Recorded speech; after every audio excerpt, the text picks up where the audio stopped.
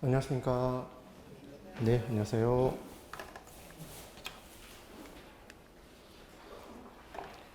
우리 122페이지 21번부터 할 차례인 것 같습니다. 맞나요? 네. 자, 이제 주택여가가정과 주거분리 이렇게 얘기를 했었는데, 주택여가가정은 상향여가, 하향여가 무조건 기억하시라는 얘기를 했어요. 지난주에 설명을 드렸습니다. 주택의 질적 수준이 떨어지는 게 무슨 여가고? 하향여가. 주택을 그냥 내버려두면 노후화가 진행되더라. 그래서 일반적으로 여가 현상이라고 얘기하면 하향여가를 얘기하더라. 만약에 인위적인 힘이 가미가 되면 주택의 질적 수준이 올라갈 수 있나요?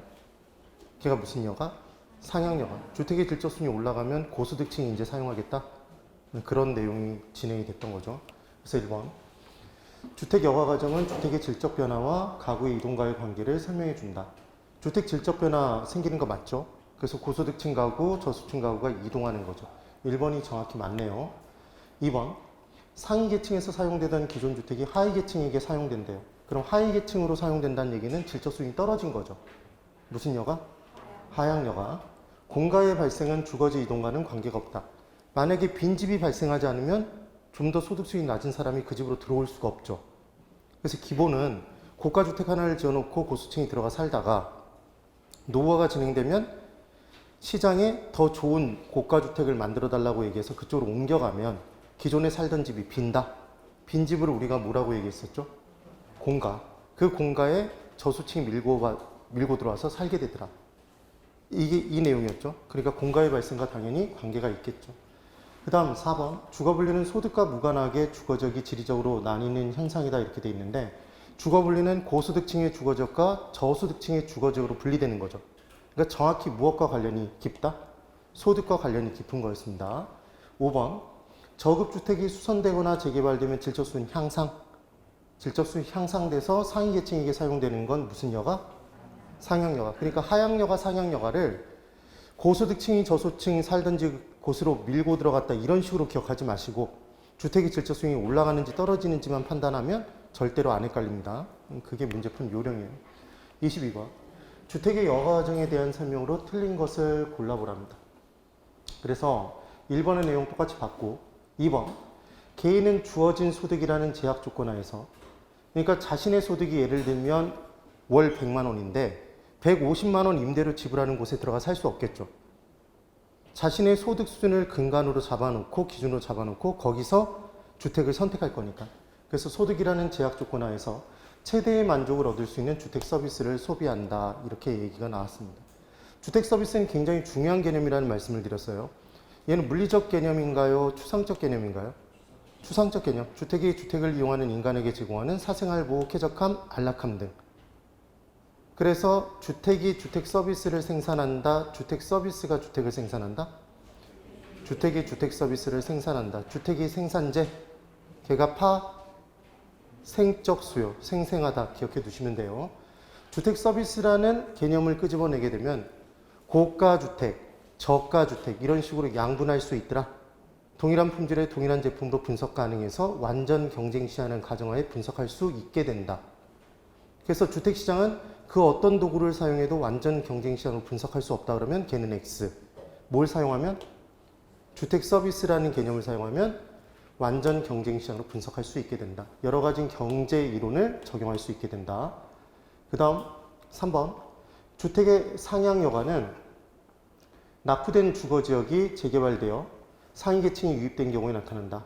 상향여가 질적수준 향상, 재개발 질적수준 향상. 5. 4번. 주택의 여가, 하향여가는 하위 계층의 사용주택이 수선 개량을 통해 상위 계층의 사용주택으로 전환되는 현상이다.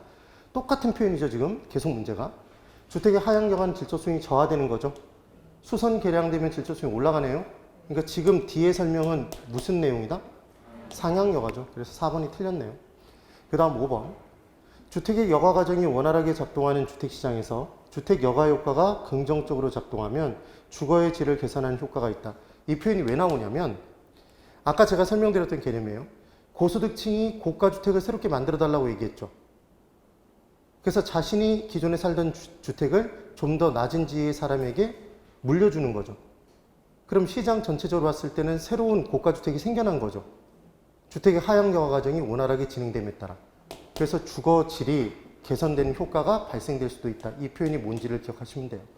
그래서 5번 보기에는 별표를 하나 쳐두시고 꼭 기억해 두세요. 그 다음 23번. 옳지 않은 것을 골라보랍니다. 1번. 주택의 상향여가는 주택 개량 비용이 개량 이후의 주택가치 상승분보다 큰 경우에 나타남이 일반적이다. 자, 이 문제 푸는 요령. 우리는 그 어떤 일도 수지 맞지 않으면 안 하죠. 수는 수입, 지는 지출이었습니다.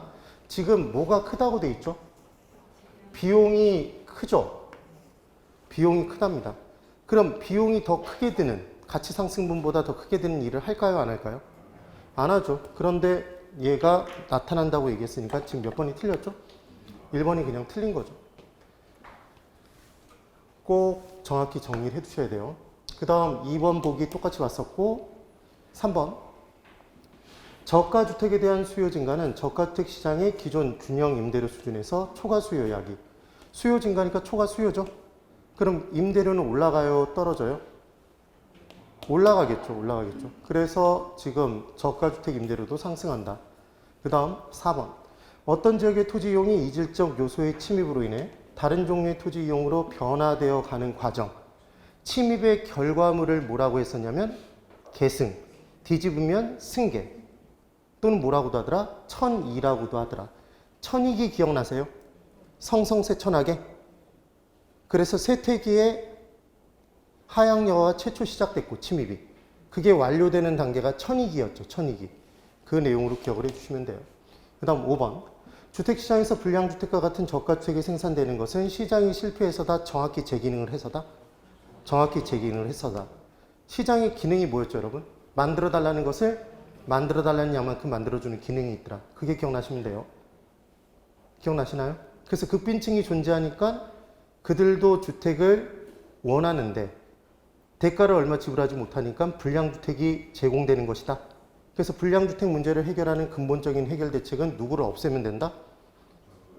불량주택의 수요 계층을 없애면 돼요. 그래서 극빈층에게 소득 증가 대책을 세워줘서 더 이상 극빈층이 아니게 만들면 불량주택이 있어도 들어가 산다, 살지 않는다? 살지 않으니까 자연스럽게 시장에서 뭐는 없어진다. 불량주택 문제는 해결될 수 있더라. 그 내용이었습니다. 그 다음 24번. 틀린 것을 골라보래요. 1번. 주택의 상향여가는 상위 소득계층이 사용하던 기존 주택이 하위 소득계층으로 사용 전환된대요. 얘는 하향여가죠. 질적수준이 떨어졌으니까 낮은 소득계층이 물려받아 쓰겠죠. 이 정도 수준의 문제가 나온다는 얘기예요. 사실은. 그렇게 어렵지 않습니다. 그 다음 2번. 우리 부동산학개론에서 어떤 한 지역에 국한돼서 나타난다가 아니라 좀 더 퍼져나간다라는 개념이에요. 그래서 직주분리든 주거분리든 어떤 도시만 복판에서만 발생하는 게 아니라 외곽 지역으로 점점 확장되게 돼 있어요. 전국적으로. 그래서 주거분리는 도시 전체뿐만 아니라 지리적으로 인접한 근린지역에서도 발생할 수 있더라. 이 표현은 체크 하나만 해두시고 꼭 기억해 두세요. 되셨나요? 그 다음 3, 4, 5번은 다 봤죠, 우리가. 그 다음 25번. 주택의 여가과정 이론에 대한 설명으로 옳은 것을 이제 골라보랍니다. 1번. 직주분리란 뭐랑 구분하시라는 얘기를 했냐면 직주분리는 주거분리와 달랐죠. 직주분리는 뭐와 뭐가 분리되는 현상이다? 직장과 주거가 분리되는 현상이었네요. 근데 고수층의 주거적과 저수층의 주거적이 분리되는 현상이라고 얘기했기 때문에 X네요. 뒤에 설명이 주거분리죠, 여러분? 네, 꼭 비교를 해두셔야 됩니다. 그 다음 2번. 주거분리는 주택 소비자가 정의 외비효과 편익을 추구하려 들고, 그래서 고소득층은 고소득층끼리 몰려 살려고 들고, 고가주택이 있는데 이때 임대주택이 옆에 들어서려고 하면 부의 외비효과를 차단하기 위해서 너 들어오지 마, 이렇게 얘기를 하는 거다. 그래서 부의 외비효과 차단, 정의 외비효과 추구하는 동기에서 발생하는 게 무슨 분리? 주거분리. 그래서 주거분리에 가장 많은 영향을 끼친 효과는 무슨 효과? 외부 효과. 기억을 꼭 해두셔야 됩니다. 그래서 지금 2번이 맞죠? 2번 보기에는 별표를 하나 쳐두세요. 그 다음 3번. 저소층 주거지역에서 주택의 보수를 통한 가치 상승분이 보수 비용보다 작대요. 그럼 지금 뭐가 더 큰 거죠, 여러분? 가치 상승분이 더 작대요. 수입이 더 작은 거죠? 그럼 비용이 큰 겁니다. 그럼 수선을 할까요, 안 할까요? 보수 안 하겠죠. 그럼 주택의 질적성이 더 떨어지겠죠. 무슨 여가? 하향 여가가 더 발생하겠죠. 4번. 시간의 경과에 따른 주거의 질적 수준의 변화 및 가구 소득의 변화로 다른 소득계층의 주택으로 전환되는 현상을 주거분리라고 한다. 자, 여러분, 얘는 무슨 현상이죠? 주거분리가 아니라 여가 현상이죠. 되세요? 이 부분. 그 다음 5번. 고수층 주거지역으로 저소층이 들어오게 되어 상향 여가 과정이 계속되면, 틀렸죠, 여러분 이미? 저소층이 들어왔다는 얘기는 질적 수준이 저하된 거죠. 무슨 여가? 하향 여가. 똑같은 문제의 계속 반복이라는 거 기억하시면 돼요. 그 다음 26번. 일정 수준 이하의 신축이 제한되는 경우 주택의 여가 과정에 대한 설명으로 옳은 것을 골라보랍니다. 일정 수준 이하의 주택 신축이 제한됐다는 얘기는 저가 주택의 공급을, 저가 주택을 신축해서 공급할 수 없도록 만든 거예요. 그럼 저가 주택 시장의 수요가 증가하면 공급을 늘려줄 때 신축으로 공급을 못 해주면 노후화가 진행된 고가 주택을 저가 주택으로 전환 공급시키면 되죠. 무슨 여가? 하향 여가가 발생하는 거죠. 하향 여가.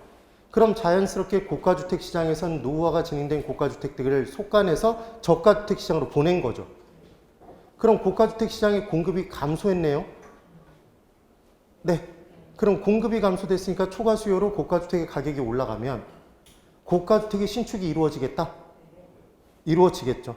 그때 신축이 이루어지는 정도가 산업의 종류에 따라 비용 증가 산업인지 비용 불변 산업인지 비용 감소 산업인지에 따라 달라지더라. 기억나세요? 비용 불변 산업이면 만들어달라는 양만큼 만들어주죠. 비용 증가 산업이면 만들어달라는 양만큼 못 만들고 적게 만들고 끝난다.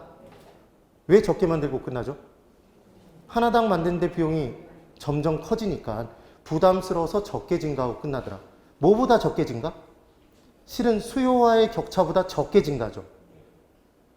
이해가 되셔요? 되셔야 돼요. 이게. 그러면 비용 만약에 감소 산업이라면 만들어달라는 양보다 더 많이 만들죠. 많이 증가. 그래서 장기적으로는 단기에 수요가 증가하면 장기적으로 무조건 공급이 증가하는데 이 공급이 증가되는 양 정도가 산업의 종류에 따라 달라지는 것이다. 제가 얘기하는 산업이 무슨 산업인지 대답해 보세요. 수요와의 격차만큼 공급이 똑같이 증가했어요. 비용? 불변 산업. 그렇죠. 그러니까 초과가 다 사라지니까 가격은 원래 가격으로 돌아가죠. 가격 불변. 그래서 비용 불변, 가격 불변. 최종적인 가격은 무엇과 일치한다? 비용과. 그 내용이 기억나시면 되는 거예요. 꼭 정리를 해 두셔야 돼요. 되셨어요? 그러면 이제 1번. 주택의 개량 비용보다 가치 상승분이 크답니다. 그럼 얘는 지금 가치 상승분이 더 크면 이 개량 하겠네요. 그러면 무슨 여가? 상향 여가가 발생할 수 있겠죠. 그런데 이렇게 크더라도 이 비용이 없을 수도 있나요? 이 비용을 들여야 되는데 이 비용이 없을 수도 있을 거 아니에요. 그럼 무조건 상향 여가가 발생한다 볼 수는 없겠죠. 그러니까 지금 뭐가 마음에 걸려요? 언제나, 반드시, 항상, 꼭 이런 단어가 나오면 X죠. 기억 꼭 해두세요. 그 다음 2번. 저가주택의 신축이 제한되는 경우 고가주택의 공급은 신규 건설에 의한 저량 공급의 성격을 띈다. 7판. 신규 건설에 의한 공급은 일정 기간 동안 새롭게 지어서 공급하는 거죠. 저량 공급이에요? 유량 공급이에요? 유량 공급이죠. X네요. 그 다음 3번. 생산 요소 가격이 일정한 경우 고가주택의 공급은 원래 수준과 같아진다. 생산 요소 가격이 일정하다는 얘기가 비용 불변 산업이죠.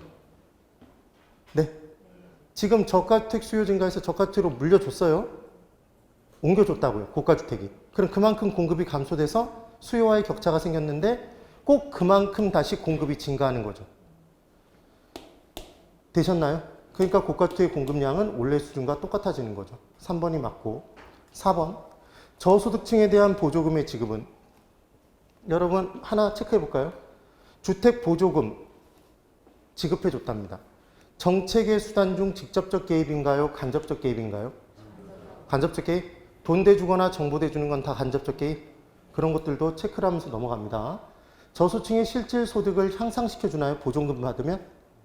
자, 저소득층의 월 소득이 100만 원, 보조금 20만 원 받으면 실질적인 소득이 120으로 증가되는 효과가 발생하는 거죠. 그러니까 주택 소비량은 증가하겠다, 감소하겠다? 증가하죠. 이게 우리가 공부했던 소득 효과네요. 네. 그래서 저가주택의 수요 증가를 초래하므로 저가주택의 유량 공급을 촉진시킨다 이렇게 돼 있는데 저가주택은 새롭게 지어서 공급한다 안 한다? 안 한다고 그랬죠. 맞아요.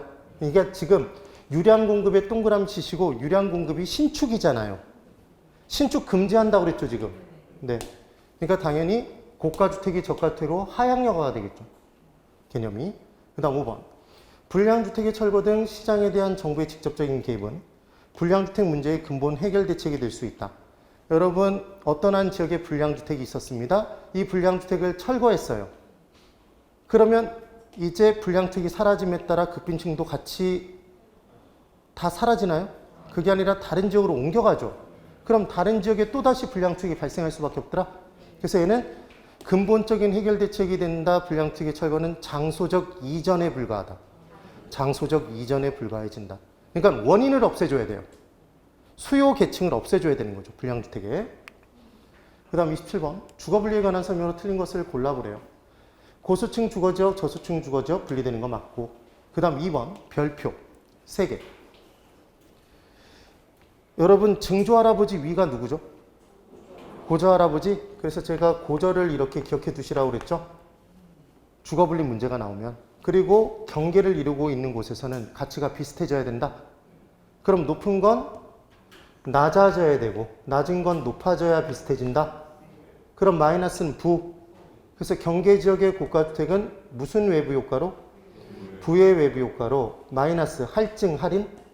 할인 거래되고 경계지역의 저가주택은 무슨 외부 효과로?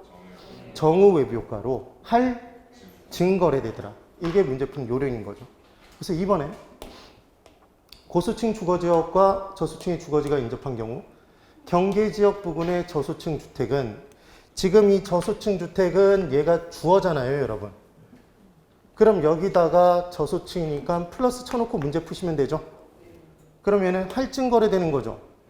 할인 거래된다고 그랬으니까 X죠. 쉽죠? 이렇게 푸시는 겁니다. 꼭 정리를 이렇게 해주셔야 돼요. 그 다음 3번. 저소득층은 다른 요인이 동일할 경우에 정후 외부 효과를 누리고자 고수층 주거지역에 가까이 거주하려고 든다. 그래서 임대주택, 고가주택 옆에 있으면 의류 보관함에 옷들을 들어있으면 좋은 것들 많죠. 괜한 얘기를 했죠. 예, 그래서 이렇게 기억을 해주시면 돼요. 그 다음 4번. 고수층 주거지와 저수층 주거지가 인접한 지역에서는 침입과 천위현상이 발생하고, 침입 어렵게 생각하지 마시고 고수층의 주택이 저수층의 주택으로 바뀌는 것. 네. 최초 이루어지는 게 침입. 그래서 고수층의 주택이 아예 다 저수층의 주거지로 바뀌어버리면 걔를 뭐라고 한다? 천위. 침입은 반드시 천위로 연결된다? 가 아니라 침입으로만 끝날 수도 있다고 그랬죠. 기억이 되시면 돼요. 그럼 질문. 침입 천위 현상이 나타나 있는 도시 내부 구조 이론이 뭐죠? 동심원 이론. 그래서 동네 버스 기억나세요? 이따가 할 텐데 동네 버스가 침입하는 거예요. 다른 동네로. 네. 그래서 침입이나 천위 이런 단어가 나오면 걔는 뭐로 가면 된다? 동심원 이론. 5번.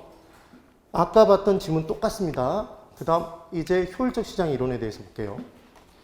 효율적 시장 이론 딱 문제가 나오면 효율적이라는 단어가 나오면 얘는 다 정보와 관련돼 있다고 말씀드렸죠. 그래서 어떤 정보가 뜨자마자 부동산의 가치에 반영되면 그 부동산 소유주도 그 정보를 알고 있다는 얘기니까 반영 후의 가격으로 사야 되니까 초과이윤을 누릴 수 있다 없다? 없다라고 얘기했습니다. 그래서 뭘 적고? 과, 현, 미를 적고 약성이면 과거만 죽이고 중강성이면 현재 정보까지 죽이고 강성이면 다 죽이고 X 친 순간 뭘 누릴 수 없다는 X다? 공유됐기 때문에 초과이윤을 누릴 수 없다는 X다. 그럼 동그라미가 쳐져 있는 건 초과이윤 누릴 수 있는 거죠? 현실에서 강성 효율적 시장은 나타난다, 나타나지 않는다? 나타나지 않는다. 그래서 현실의 주식시장과 부동산 시장은 현재 공표된 정보까지가 반영되어 있는 중강성 효율적 시장까지만 나타날 수 있더라. 일반적으로. 그 얘기를 했던 거예요. 기억되셔야 됩니다. 네. 그래서 이제 1번. 효율적 시장이란 새로운 정보가 지체 없이 시장 가치에 반영되는 시장으로서 그 유형은 시대나 국가, 지역 등에 따라 상이한 모습을 보인다. 맞죠? 제가 동일한 형태를 띈다 그러면 무조건 X라고 그랬잖아요. 그게 기억이 나시면 돼요. 그 문제 열심히 풀었던 게 부동산 경기 변동이었죠. 부동산 경기는 지역별, 유형별로 모두 동일한 모습을 보인다. 그러면 걔는 X였죠. 그렇게 정리가 되셔야 돼요. 그 다음 2번. 강성효율적 시장은 과현미 다 X죠. 그래서 특정 정보를 이용한 초과 이윤의 획득이 아예 불가능한 시장이죠. 그래서 진정한 의미의 효율적 시장입니다. 그리고 완전 경쟁 시장은 고개 드세요. 완전 경쟁 시장은 완전한 시장이죠, 여러분. 그리고 완전한 정도로 경쟁이 나타나는 시장은 누구는 정보가 있고 누구는 정보가 없으면 완전한 정도의 경쟁이라고 하나요? 정보를 가진 사람이 더 해먹나요? 정보를 가진 사람이 더 해먹으니까 완전 경쟁이 될 수가 없어요.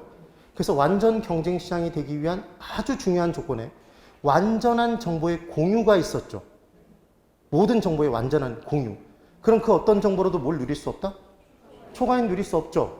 그래서 완전 경쟁 시장의 가정에 가장 부합되는 시장이 무슨 효율적 시장이 된다? 강성 효율적 시장. 자, 들어갑니다. 현실에 완전 경쟁 시장 나타나지 않죠? 그럼 현실에 뭐 없다? 강성 효율적 시장은 없는 거죠, 사실은. 그 다음 3번. 약성 효율적 시장은 현재 정보 및 내부 정보를 활용함에 따라 초과이윤을 획득할 수 있는 시장이다. 이렇게 나왔네요. 그럼 지금 내부 정보라는 것은 아직 시장에 공표되지 않은 거죠. 그럼 이건 미래 정보라고 볼 수 있겠네요. 그럼 결국은 지금 3번은 이 표현인지 보세요. 과현미를 적어두시고 약성은 어디까지 주기라고 그랬죠? 과거, 얘 동그라미 동그라미. 그럼 약성 효율적 시장은 현재 정보, 미래 정보 가지고 초과이익 누릴 수 있나요?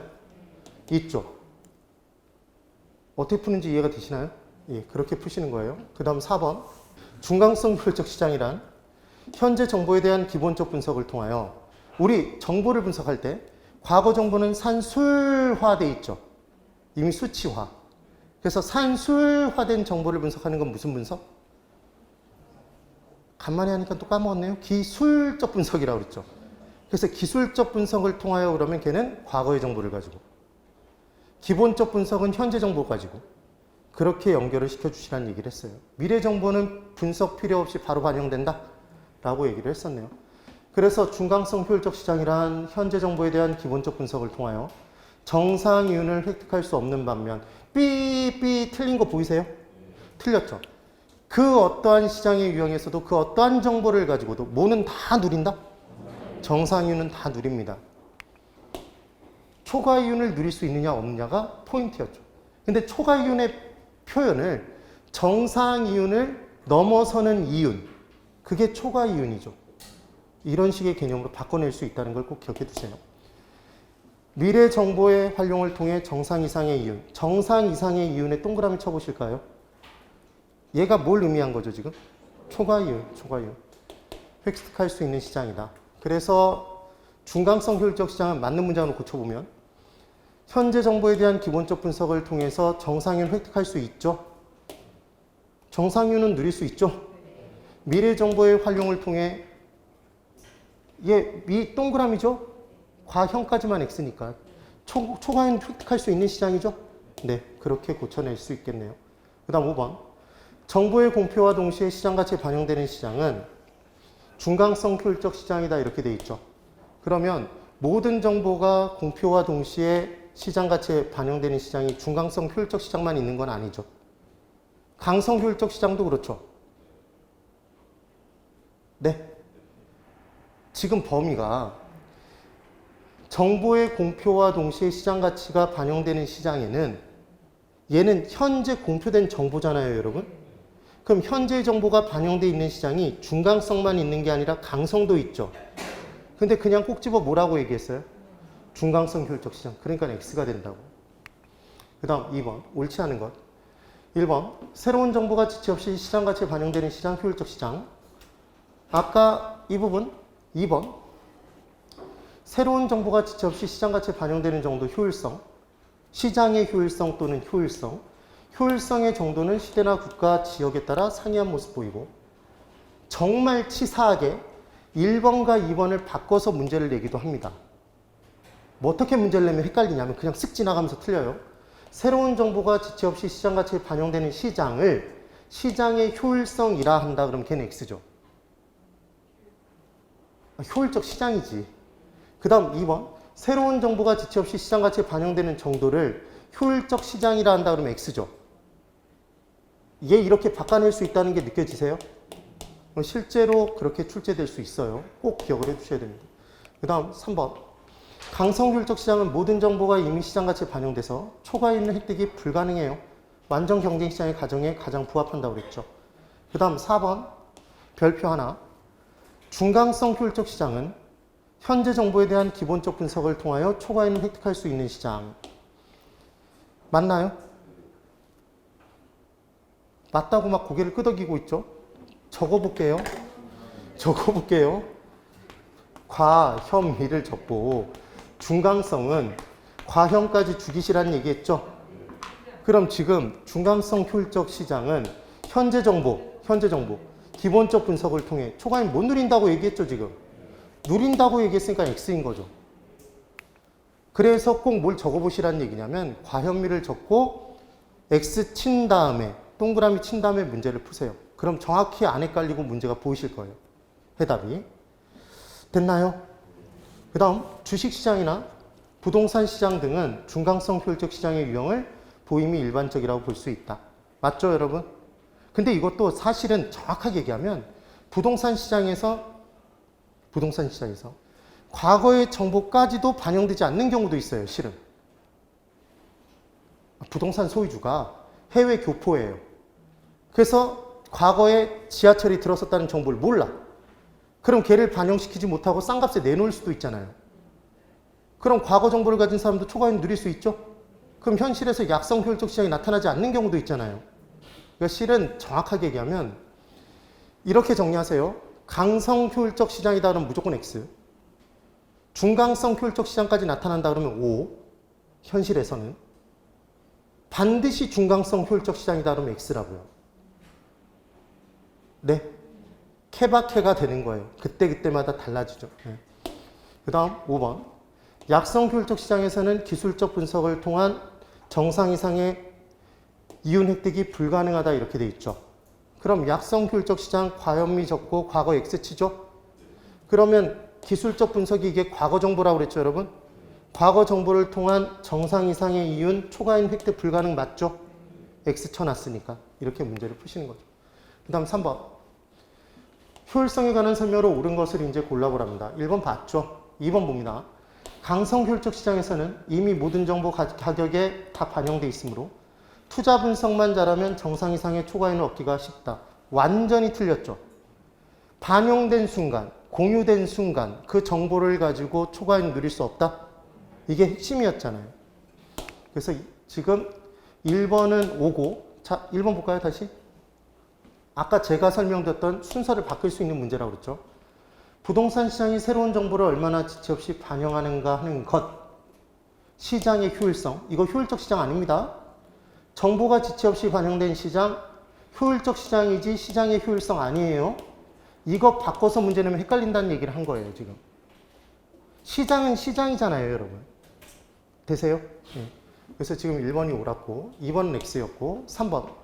어떠한 형태의 효율적 시장이 부동산 시장에 존재하는가는 나라마다 비슷하며 효율성의 정도도 거의 같다. X네요. 다 다르다고 그랬죠. 그 다음 4번. 과거의 정보를 분석하는 건 이미 산술화되어 있으니까 무슨 분석이라고 하고? 기술적 분석. 약성 효율적 시장 과거 X 쳐놨네요. 기술적 분석을 통해 초과인 획득하기 쉽다 그러니까 X네요. 5번. 중강성 효율적 시장 새로운 정보가 공표되는 즉시.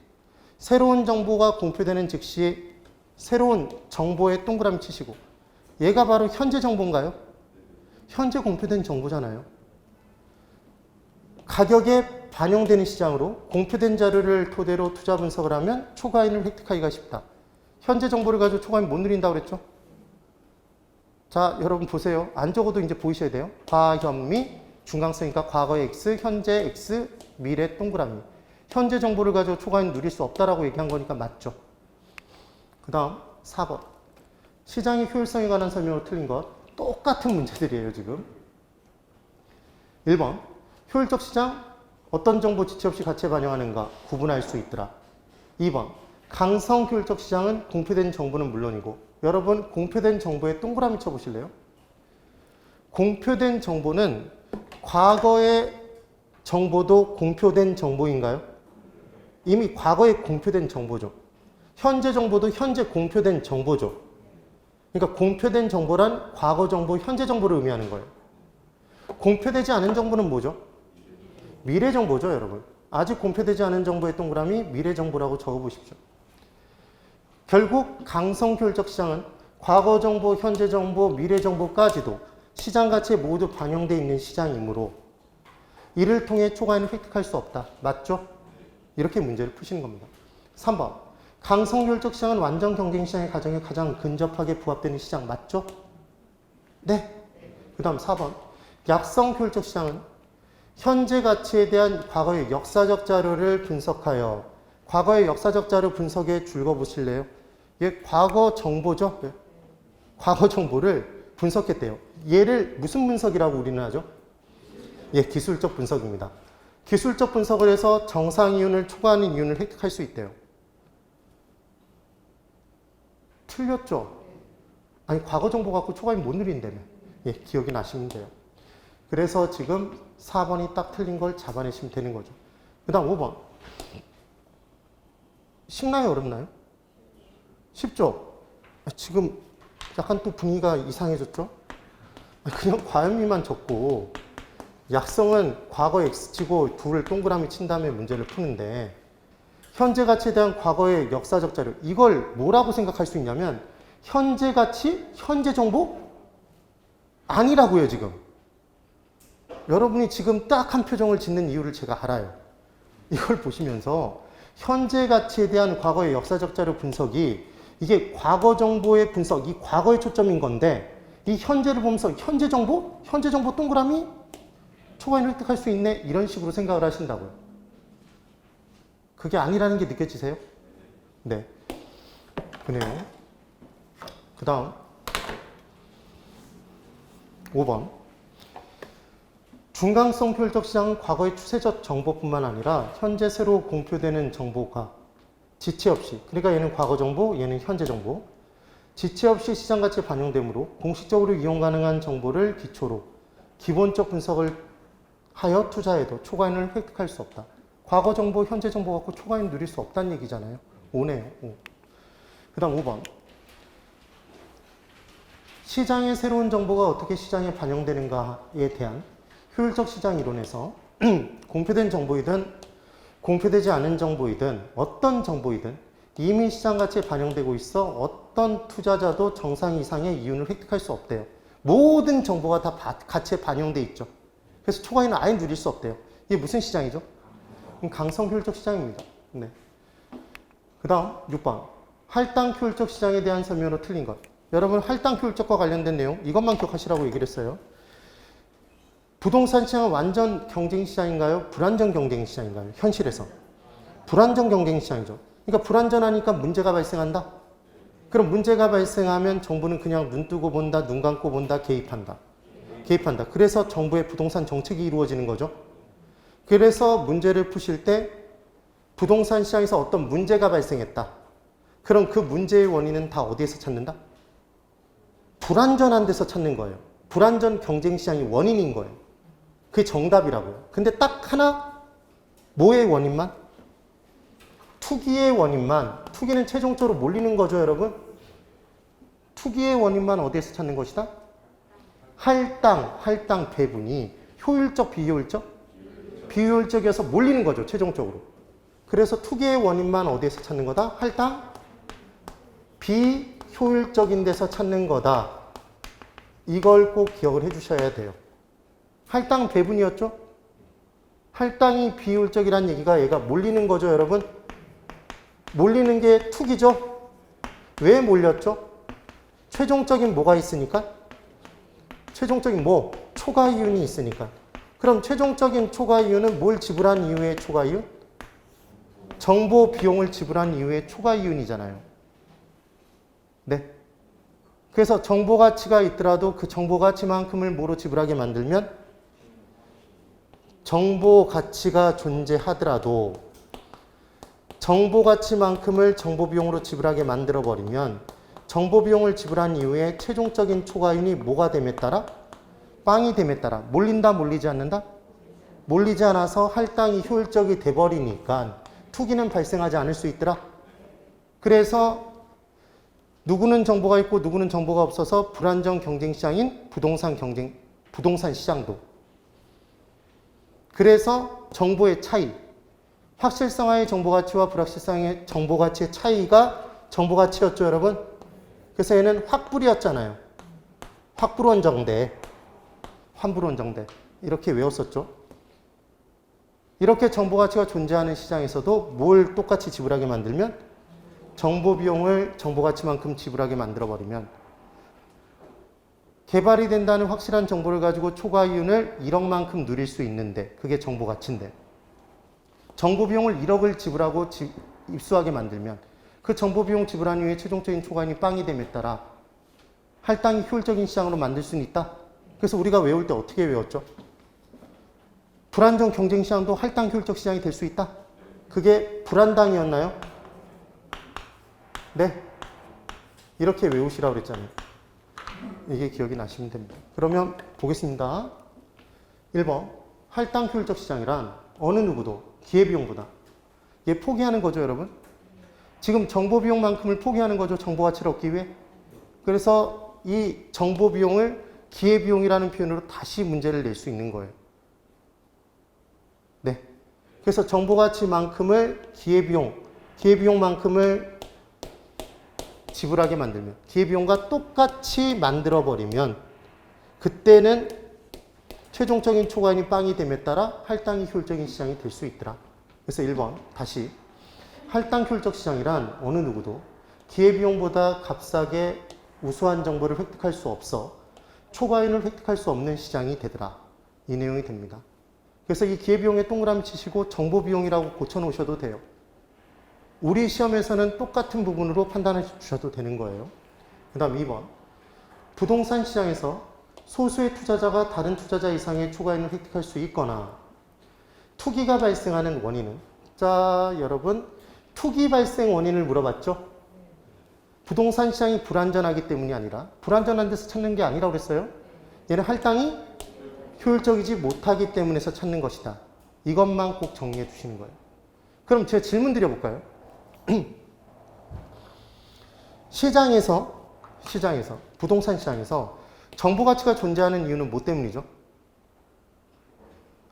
불안전 경쟁 시장이기 때문인가요? 할당 효율적이지 못하기 때문인가요? 그렇게 대답할 줄 알았어요. 정보가치가 발생하는 건 불안전 경쟁 시장이기 때문에 발생하는 거예요. 네.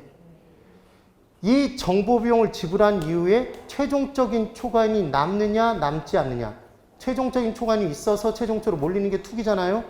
그 원인만 할당 비효율적인 데서 찾는 거란 말이에요. 네. 자 보세요. 불안전 경쟁 시장이니까 누구는 정보가 있고 누구는 정보가 없죠. 그래서 누구는 확실한 정보를 갖고 있고 누구는 불확실한 정보를 갖고 있죠. 그래서 정보의 차이에 따라 정보 가치가 불안전 경쟁 시장이기 때문에 발생한 거잖아요. 되세요? 그 정보 가치만큼을 정보 비용으로 똑같이 지불해 버리면 그때는 최종적인 초과이윤이 빵이 됨에 따라 할당이 효율적인 시장이 될 수 있는 거고, 만약에 같지 않으면 남아서 몰려서 할당이 비효율적인 시장이 되는 거죠. 네. 결론. 그래서 제가 뭐라고 외우라는 얘기를 했냐면 최종적인 초과이윤이 존재하는 것, 정보 비용을 지불한 이후에 최종적인 초과이윤이 존재하는 것, 투기가 발생하는 것, 그 원인만 어디에서 찾는 거다? 할당 비효율적에서 찾는 거고 나머지는 다 어디에서 찾는 거다? 불안전 경쟁 시장에서 찾는다고 그랬잖아요. 그렇게 정리를 해두시는 거예요. 됐습니다. 그 다음 3번. 정보를 이용하여 획득 가능한 초과이윤과 초과이윤을 획득하는 데 소요되는 정보의 기회비용이, 정보의 기회비용이 곧 정보비용이죠, 여러분. 그래서 일치하는 경우에 불안정 경쟁 시장도 할당 효율적 시장이 될 수 있다. 최종적인 초과이윤 빵이 돼서 할당이 효율적인 시장이 될 수 있더라. 3번 보기의 별표 2개. 그 다음 4번. 완전 경쟁 시장은 할당 효율적인 시장인 반면에 불완전 경쟁 시장은 할당 효율적 시장이 될 수 없다. 이걸 보면서 또 눈이 커지고 있네요. 아니, 불안당이라고 지금 그렇게 공부했잖아요. 불완전 경쟁 시장도 정보 가치가 있더라도 그 정보 가치와 정보 비용이 같아지면 최종적인 초과인이 빵이 됨에 따라 할당이 효율적인 시장은 될 수 있다. 네. 그래요. 그래서 4번 보기에 별표 3개. 지금 4번 틀렸죠, 여러분? 네. 그 다음 5번. 독점 시장도 독점을 얻기 위한 기회비용이 모든 투자자에게 다 동일하면 결국은 얻는 것과 포기되는 게 똑같다라면 결국 한 곳에 몰릴 이유가 없잖아요. 그럼 골고루 나눠지겠죠. 할당이 효율적 시장이 될 수 있습니다. 할당 효율적. 효율성이 달성될 수 있더라. 그래서 6번은 4번입니다. 4번. 그 다음 7번.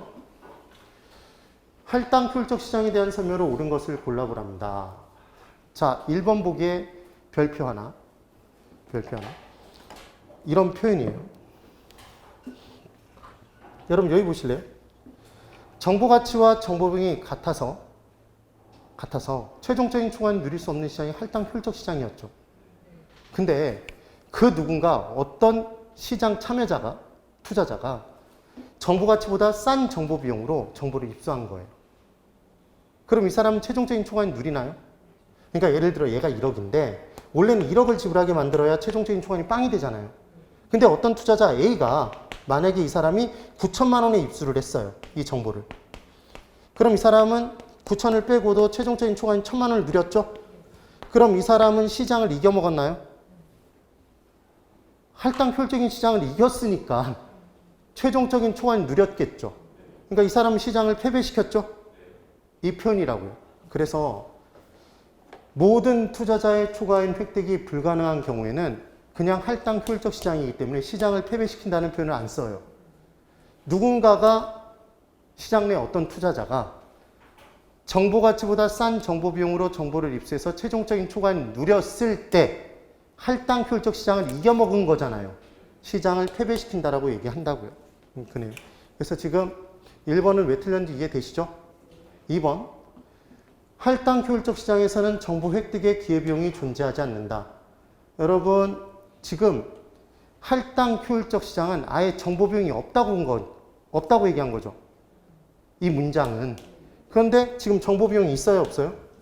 정보 비용이 없을 때도 있지만 있을 때도 있는 거죠. 자, 보실까요? 전에 이런 얘기를 했었는데.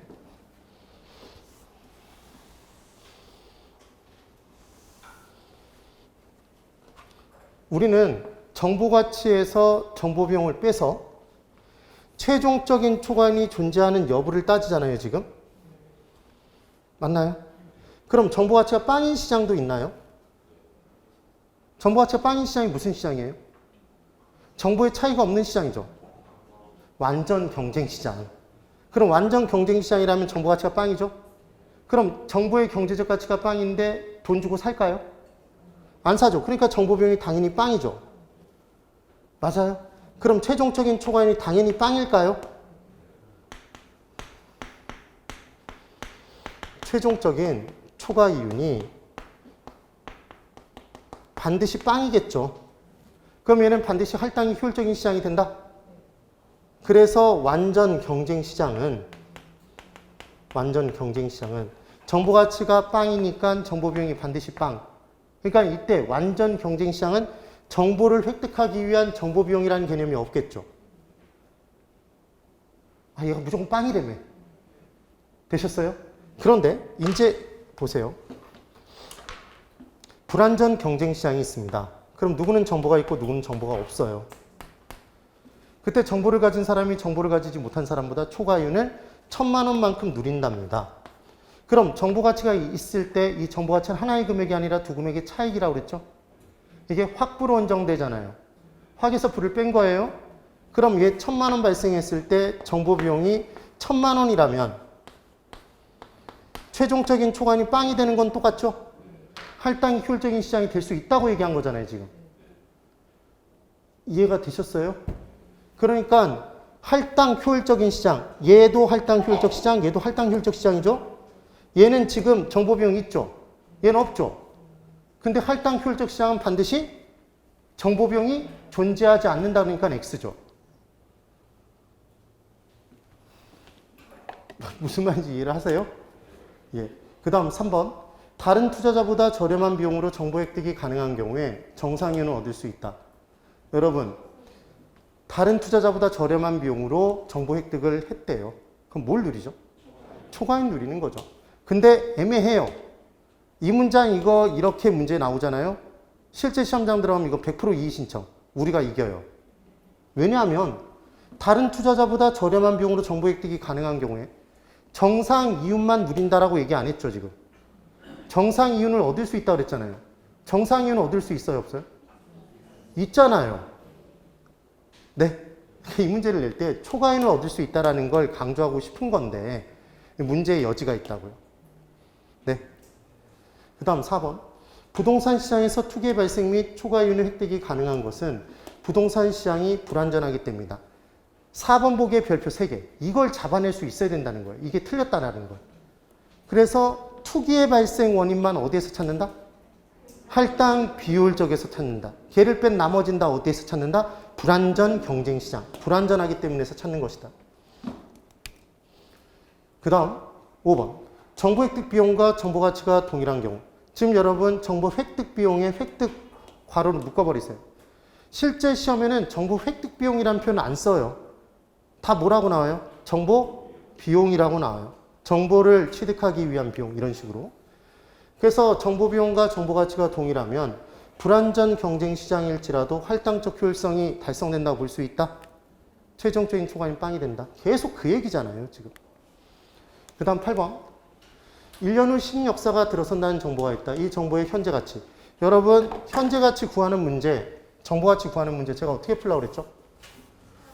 차는 안 됨, 할인이 안 됨. 차 안 됨, 할인이라고 그랬죠?